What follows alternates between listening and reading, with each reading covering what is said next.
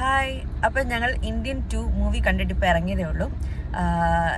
ഇത് എൻ്റെ പേഴ്സണലായിട്ടുള്ള ഒരു ഒപ്പീനിയനാണ്. ഒരു ഹോണസ്റ്റായിട്ട് എനിക്ക് ഫീൽ ചെയ്ത ഒരു കാര്യമാണ് ആസ് എ വ്യൂവർ എന്നുള്ള ലെവലിൽ. ഇന്ത്യൻ ഫസ്റ്റ് നമ്മൾ വർഷങ്ങൾക്ക് മുന്നേ ഉള്ള ആ ഇന്ത്യൻ ഫസ്റ്റ് മൂവി എന്ന് പറയുന്നത് എനിക്ക് വൺ ഓഫ് ദ ഫേവറേറ്റ് ആയിട്ടുള്ളൊരു മൂവിയാണ്.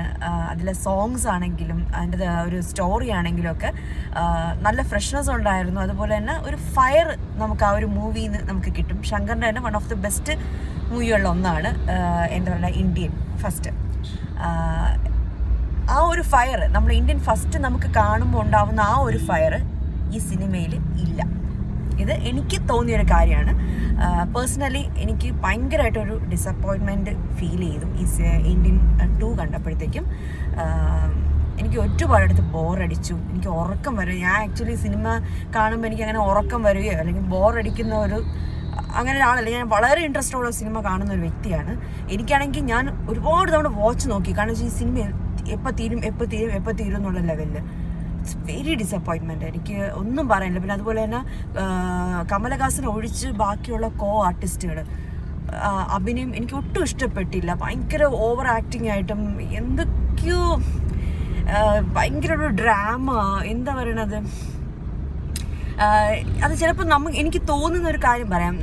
ഇപ്പം നമ്മൾ കണ്ടുവരുന്ന ഇപ്പം ഫാലിമി, പ്രേമലു, പിന്നെ ആവേശം, പിന്നെ നമ്മുടെ ബ്രഹ്മയുഗം, അതുപോലെ തന്നെ നമ്മുടെ മറ്റേ സിനിമ ഏതാ വെച്ചാൽ നമ്മുടെ ഇത് ഗുണയിൽ വീഴുന്ന മഞ്ഞുമൽ ബോയ്സ്, സിനിമ പേരൊക്കെ ഓർമ്മ. അപ്പോൾ ഇതൊക്കെ നമ്മൾ കാണുന്നതെന്ന് പറയുന്നത് ഇത്രയും നമ്മൾ ഇങ്ങനത്തെ ഫിലിംസൊക്കെ നമ്മൾ കാണുന്നതുകൊണ്ടായിരിക്കും. ഇപ്പോൾ ലാസ്റ്റ് ഇറക്കിയ കൽക്കി വരെ അത് ഭയങ്കര ആക്ഷൻ ഒക്കെ ഉള്ള ഒരു ഫിലിമാണ്.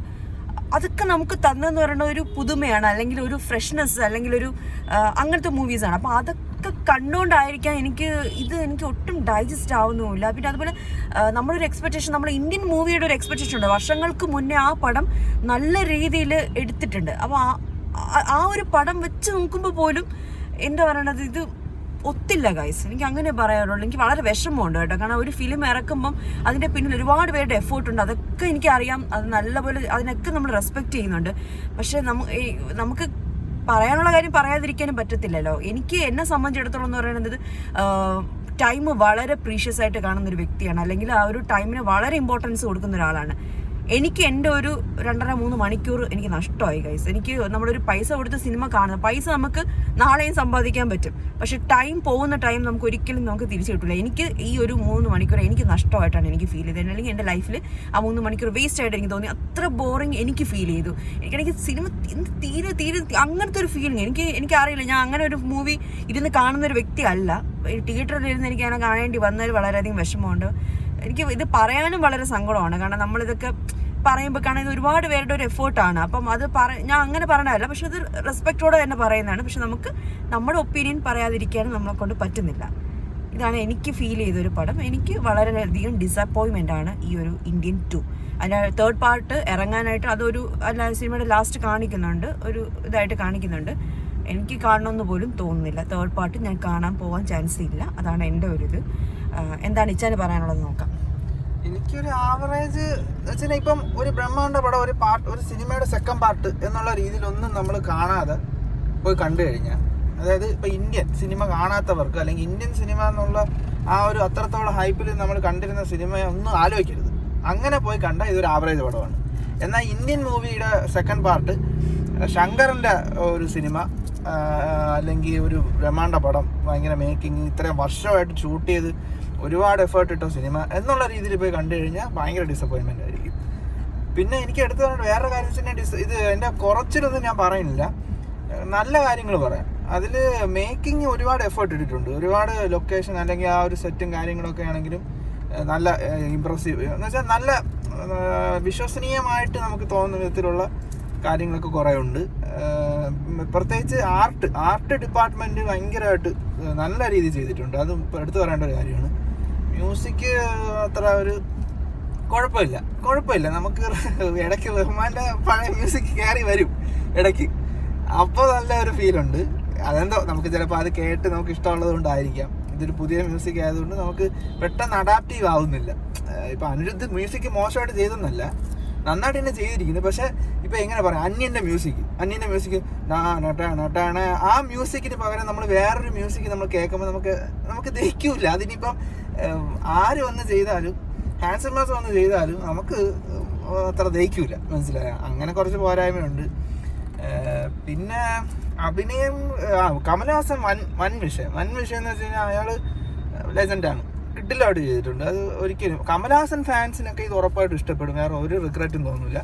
പക്ഷെ ഓവറോൾ പിന്നെ കുറേയൊക്കെ കൊള്ളാം കേട്ടോ, കുറേയൊക്കെ ഇടയ്ക്കൊക്കെ നമുക്കൊരു ടച്ചിങ് തോന്നും. നമുക്ക് ഓക്കെ, കഥ ഏകദേശം എല്ലാവർക്കും അറിയാമല്ലോ, ഇന്ത്യൻ മൂവിയുടെ അതിൻ്റെ കഥയൊക്കെ തന്നെയാണ് വരുന്നത്.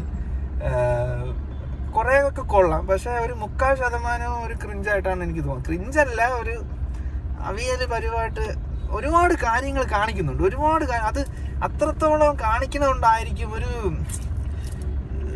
എന്താ പോലെ എനിക്ക് ഫീൽ ചെയ്തു, ഒരു ക്രിസ്പ് അല്ലാത്ത പോലെ തോന്നി. അത്രയൊക്കെ ഉള്ളൂ, കുഴപ്പമില്ല. നമുക്ക് വൺ ടൈം വാച്ച്, നമുക്ക് തിയേറ്ററിൽ പോയി കാണാൻ കുഴപ്പമൊന്നുമില്ല. അങ്ങനെ ഇപ്പൊ എനിക്ക് തോന്നിയെന്ന് വെച്ച് കഴിഞ്ഞാൽ നമ്മൾ ഒരുപാട് പ്രതീക്ഷിച്ച് വരരുത്. ഇന്ത്യൻ സിനിമയുടെ സെക്കൻഡ് പാർട്ടോ അപ്പോൾ കഴിഞ്ഞ പടമായിരിക്കും, അങ്ങനെയൊന്നും വരരുത്.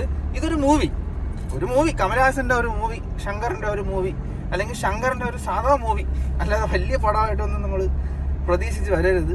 അത് ഡിസപ്പോയിന്റ് ആയിരിക്കും. അല്ലെങ്കിൽ വെറുതെ വന്നിരുന്ന് കണ്ടാൽ നമുക്ക് കുഴപ്പമില്ല, എന്നാൽ കുഴപ്പമില്ല, അത്രേ പറയുള്ളൂ.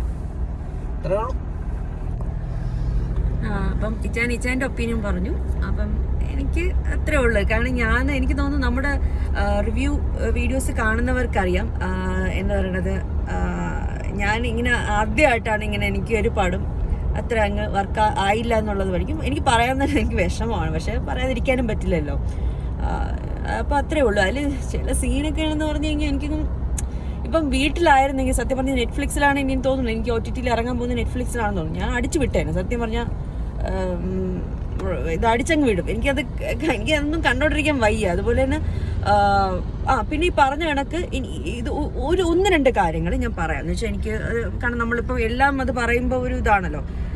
ഫസ്റ്റ് ഒരു സോങ് വരുന്നുണ്ട്, അതിൻ്റെ ലൊക്കേഷനും അതിൻ്റെ ആർട്ട് വർക്കും അല്ലെങ്കിൽ അതിൻ്റെ ഒരു എന്താ പറയണേ മേക്കിംഗ് അടിപൊളിയാട്ടോ. ആ പാട്ട് സീൻ എടുത്തിരിക്കുന്നത് ശങ്കറിൻ്റെ ആ ഒരു പഴയ, നമ്മുടെ ശങ്കറിൻ്റെ പാട്ടുകൾ നമുക്ക് കാണുമ്പോൾ ഉള്ള ഒരു ഫീൽ ഉണ്ടല്ലോ. എന്ന് വെച്ചാൽ എന്താണ് പറയുക, ശങ്കർ വളരെ സംഭവങ്ങളാണല്ലോ ചെയ്യാറുള്ളത്. എന്ന് വെച്ചാൽ ഇപ്പോൾ നമ്മുടെ ജീൻസിലുള്ള പാട്ടുകളാണെങ്കിലും പാട്ടാണെങ്കിലും അതിൽ ആ ഒരു ചൈനയിലുള്ള പൂ ഫ്ലവർ വിരിയുന്ന ആ സ്ഥലത്ത് പോയി ആ ടൈമിൽ പോയി എടുക്കും. അപ്പോൾ അങ്ങനെ ആ ഒരു പാട്ട് നമുക്ക് എന്താ പറയണത്, ശങ്കറിൻ്റെ ഒരു സിനിമകളിൽ ഫീൽ ചെയ്യുന്ന പോലത്തെ ആ തുടക്കത്തിലുള്ളൊരു പാട്ട്, ഒരു എന്താ പറയുക, ഒരു ആ ഒരു കൈൻഡ് ഓഫ് ആ ഒരു പാട്ട്, അത് മേക്കിംഗ് അതിൻ്റെ ഇതും ലൊക്കേഷനും കാര്യങ്ങളൊക്കെ കൊള്ളാം. പിന്നെ കമലഹാസൻ്റെ മേക്കപ്പ്, നമ്മുടെ ഇന്ത്യൻ മൂവിയിൽ കമലഹാസൻ്റെ മേക്കപ്പും അതുപോലെ തന്നെ സുകന്യയുടെ മേക്കപ്പും കുറച്ച് ഓവറായിരുന്നു. ഇത് ഫസ്റ്റില്ല, അതെ, കാരണം അന്നത്തെ കാലഘട്ടത്തിലുള്ള ഒരു ഏജ് കൂടുതലായിട്ട് തോന്നിക്കാനുള്ള മേക്കപ്പ് ഇന്നത്തെ അത്ര കാര്യങ്ങളൊന്നും ഇല്ലല്ലോ. അപ്പോൾ അന്നത്തെ ഇതിൽ വെച്ചിട്ട് അന്ന് നന്നായിരുന്നു. പക്ഷെ അത് ഇന്നത്തെ മേക്കപ്പ് വെച്ച് നോക്കുമ്പോഴത്തേക്കും ഇന്നത്തെ മേക്കപ്പ് കുറച്ചുകൂടെ ബെറ്റർ ആയിട്ട് തോന്നി. ഈ രണ്ട് കാര്യങ്ങൾ എനിക്ക് ഈ സിനിമയിൽ കൊള്ളാം എന്നുള്ളത് തോന്നി. പിന്നെ കമലഹാസൻ്റെ അഭിനയം അറിയാമല്ലോ, കമലഹാസൻ ചെയ്യുന്ന റോള് ആത്മാർത്ഥമായിട്ട് ഡെഡിക്കേറ്റഡ് ആയിട്ട് അത് ചെയ്തിട്ടുണ്ട്. അതാണ് ഞാൻ പറഞ്ഞത്. കമലഹാസനെ ഒഴിച്ച് ബാക്കി ആരുടെ അഭിനയം എനിക്ക് ഇഷ്ടപ്പെട്ടില്ല. ഇവൻ സിദ്ധാർത്ഥിൻ്റെ ആണെങ്കിലും ഭയങ്കര ഓവർ ആക്ടിങ് ആയിട്ട് എനിക്ക് ഫീൽ ചെയ്തു. അപ്പോൾ ഇതൊക്കെ ഉള്ളൂ. എനിക്ക് വളരെയധികം ഡിസപ്പോയിൻമെൻ്റ് ആണ്, എനിക്ക് ഇഷ്ടപ്പെട്ടില്ല. ഞാൻ ഒരുപാട് പ്രതീക്ഷിച്ച് പോയത് കൊണ്ടായിരിക്കാം, ആ ഇന്ത്യൻ മൂവിയുടെ ആ ഒരു എക്സ്പെക്ടേഷനിൽ പോയത് കൊണ്ടായിരിക്കാം എനിക്ക് ഇത്രയും ഡിസപ്പോയിൻമെൻറ്റ് ഉണ്ടായത്. അപ്പോൾ അത്രയേ ഉള്ളൂ കേട്ടോ.